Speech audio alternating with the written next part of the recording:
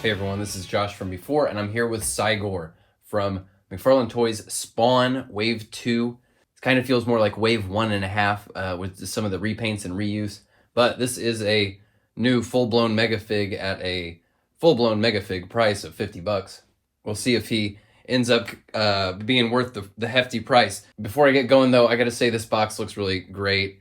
The figure looks really great, and I've said it before, but I think it's really time to start using some of this space on the box, which looks really, really fantastic, to credit some of the sculptors, artists, painters, designers that brought this thing to life.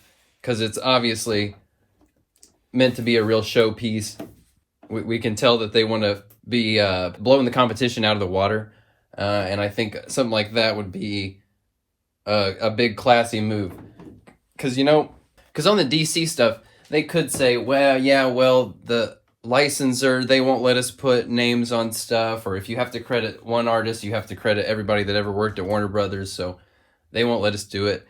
It's not a great excuse, but they could say that, and it would have some credibility. But this is Todd's brand from top to bottom. He can decide whether or not to give the artist credit, and let me put it this way. I don't think it's a stretch to say that Todd McFarlane would welcome any comparison between himself and his good friend, the late Stan Lee. And I don't think it's a stretch. I think some of that comparison would be maybe appropriate.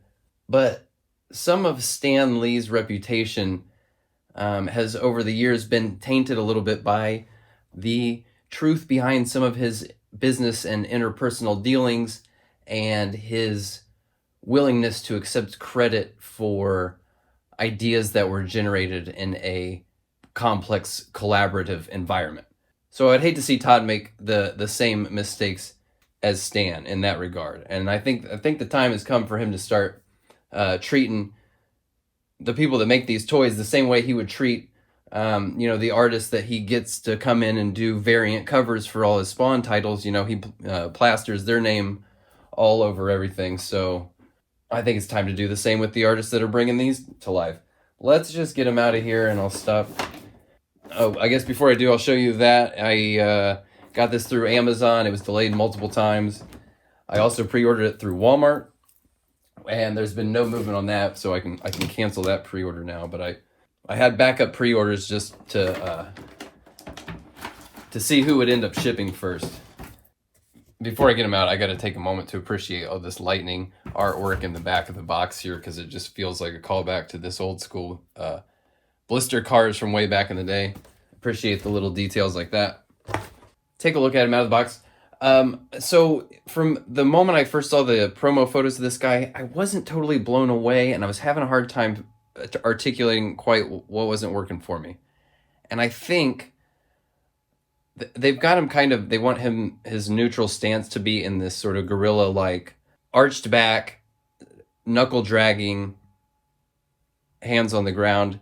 Whereas, I don't know, in my head, I always think back to like the way Capullo drew CyGor. He was always lunging and jumping or falling and just getting hang time in the air. And he, had outstretched fingers and just a little more life. And it sculpted him to kind of favor this more naturalistic gorilla stance. And I'm not here for National Geographic is kind of, I think, what the big disconnect is for me. But having him in hand now, he looks really awesome, and I'm very excited about playing with him. So let's just really surprised right off the bat that the head actually has a ton of really cool, fun range. It's like even better than what they did with King Shark, and I really loved how much different personality adjustments you could make by making little moves to King Shark. And man, that's really fun. And you got to it's not until you see that head sculpt from like a 3/4 view and you just see how much dimension that wide open mouth has. It's really great. He's got gray highlights on this face sculpt. The red here and these big gashes on his head. I wish they had maybe a little bit of white or something in there to make it a little bit more or make it a little bit less cartoony, I should say. I really appreciate how much weathering they've done on all the metal surfaces. Though I wish they'd brought a little bit of that into his body, because the fur, which is sculpted really fantastically, it's the same color as like where his bare skin is, like on his tummy here. So I just a little bit more color variation there would have given him a little bit more dimension, I think. I appreciate what they were trying to do here with these big gashes, like in the medical staples, like holding them together, but there's just not quite enough. Just all that red just makes it look a little silly and not quite horrifying, which is I think what they wanted it to be. Really love all these what are these, hydraulic or pneumatic tubes here. This feels very 90s to me. I really like all that. I like all the industrial details, these gauges and stuff. Although in some spots, like where there's clusters of gauges on these curved pieces of metal and stuff, it starts to feel a little steampunky, which I don't know if that's quite what I think of when I think of CyGor, but really cool mechanical details like in his hands here too.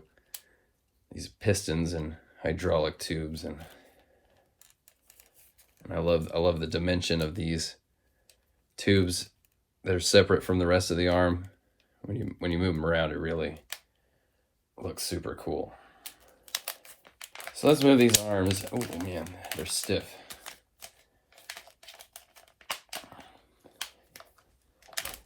They're stiff. These arms kind of feel like more brittle plastic. They feel a little cheaper than they look. Not quite what I expected. Not a lot of range up in this left shoulder. There's definitely more over here. It's still awfully stiff, and that arm's just going to pop out if I try to move it much further. But he can raise his arms all the way up, and he definitely takes on some more aggressive energy when you start to look at him like that. So he's got actually kind of a surprising amount of elbow range, more than I expected, considering how beefy his arms are there. But this one, I can get it to rotate, but this is like completely fused. I can't get this elbow to articulate at all. I don't know if I'm connecting dots that aren't necessarily there, but it seems like a lot of times when these figures get delayed and the pre-orders keep getting pushed back, when they finally come out, they end up having really severe QC issues. I don't know if those are connected or not, but I feel like I'm gonna break this thing if I just force it. But the rotation in there in these big single elbows, it's really satisfying. But I'd really like him to be able to kind of pound his chest, and I just don't think it's going to happen. I don't think he's going to get there, unfortunately. Great big ball joints here at the wrists. Kind of surprised those aren't sculpted in a little bit better.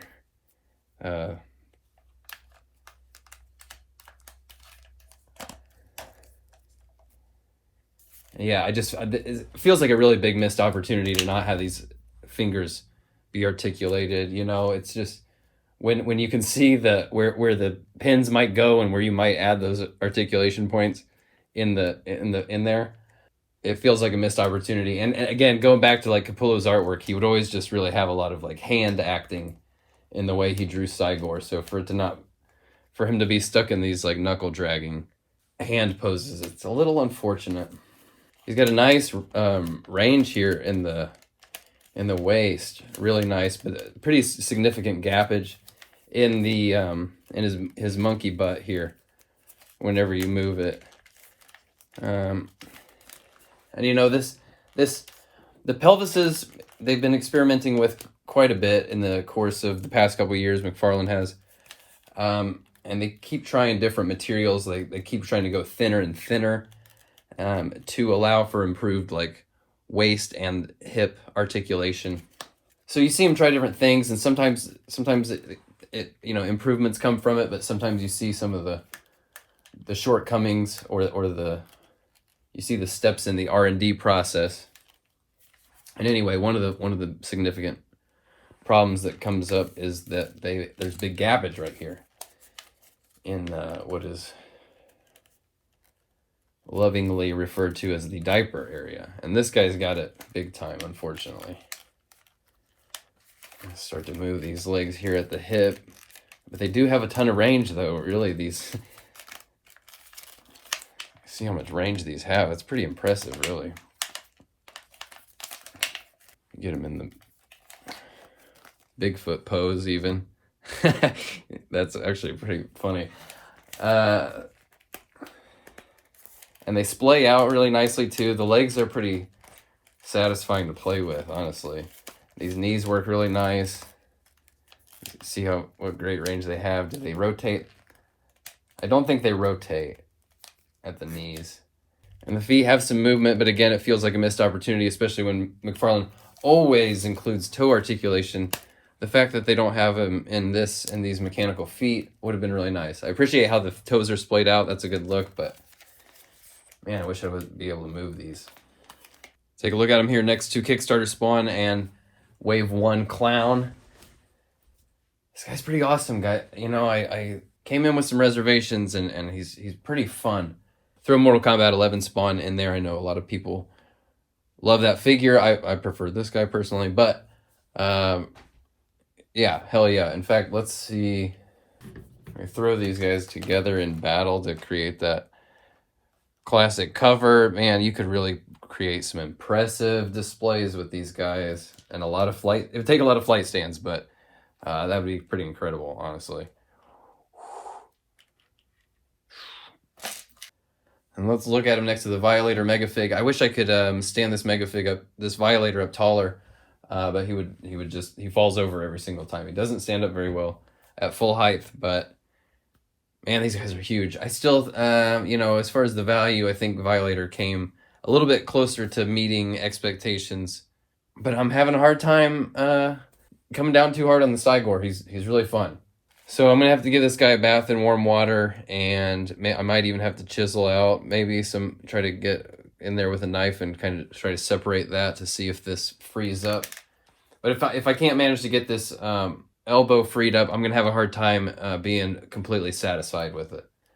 I really need to be able to play with this guy and put him into some great dynamic poses, because the National Geographic pose just isn't quite what I'm here for. I really need him in some sort of attack battle scene. But he's really fun. I really appreciate all the hard work that went into creating something this awesome. But be advised, if you're hunting him down, there might be some QC issues. And there's just definitely some areas, like, you know, where this mechanical plate is supposed to meet the body, and same here, where the paint just gets a little muddy and not totally well defined. But it's CyGor, guys. If you're going to get him, you're going to get him. He's pretty cool. He's definitely fun to play with. I'm going to leave it at that. I will see you guys with more Spawn Wave 2 figures as they arrive. Thanks for watching. Bye.